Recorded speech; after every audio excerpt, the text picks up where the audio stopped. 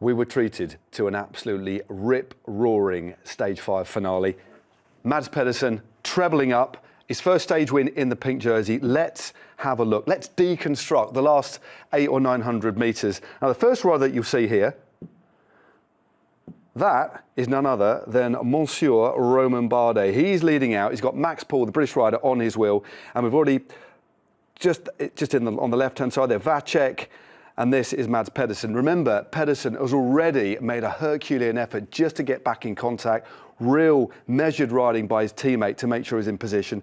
Let's follow things through. There's a lot of interesting riders out of position who actually ultimately make up a lot of positions. So this is the first of 3 corners as he'll head into the finish. Still the Frenchman on the front.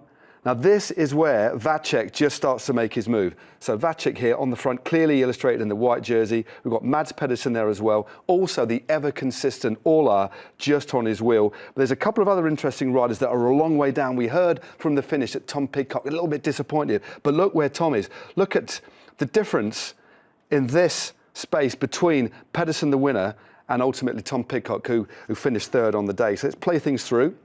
It's still Bardet on the front, but just look at the ferocity of the momentum, the pace taken into this penultimate left-hander. And did you see, just look round, look at the intelligence that Vacek is riding with. Not heads down, that little glance, just look at that.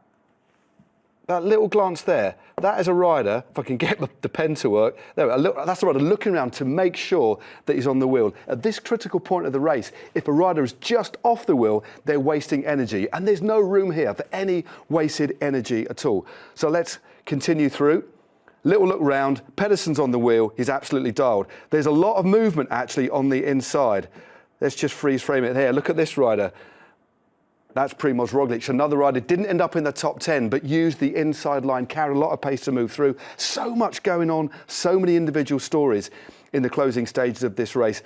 Bit of tree cover there, so we lose sight briefly, then just pause it into this final corner. This is Vacek leading into the finishing straight, but there's a very interesting rider now that I need to identify, Edoardo Zambanini. Let's just pick him out here. This is Edoardo Zambanini, right next to his teammate Antonio Tiberi. But the point here is, look at the distance. Okay, ultimately, this race was won by a tyre. It really was very, very close. But that's the amount of room that he had to make up. Let's fast forward round the corner. Okay, still Vacek winding things up. Let's pause it here. Let's circle Zambanini again. Okay, there he is. Circle Zambanini again. Tom Pidcock here as well, already through the tree cover, has made up 6 or 7 riders as well. He's already opened up this sprint. This sort of sprint is a long sprint, a continued effort with a bit of a spike at the end. There's no armchair ride to the finish. A very, very different sort of sprint than what we've seen so far. Let's continue on. Camera angle changes ever so slightly, this lovely aerial shot. Now, this is where Pedersen opens up his sprint. Now, I'm just going to rewind a little bit here, because just look at this. I told you that Zambanini made up a lot of space, but I'm going to circle a couple of riders here for you. Zambanini is just here. This is the direction that he's got to take to go up the inside. There's no way there to go through the right. This rider here that I'm circling now, that is Max Poole. So let's just watch. Let's just move this slowly. Just watch. There we go. Let's draw a little circle around that. Look at that. Zambanini actually comes into the side of Max Poole. Max Poole, as you can see, adjusts himself on the bike, but then Zambanini reconfigures. Let's just go again here.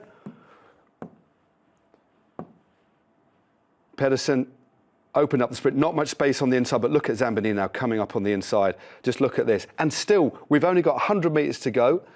100 metres to go.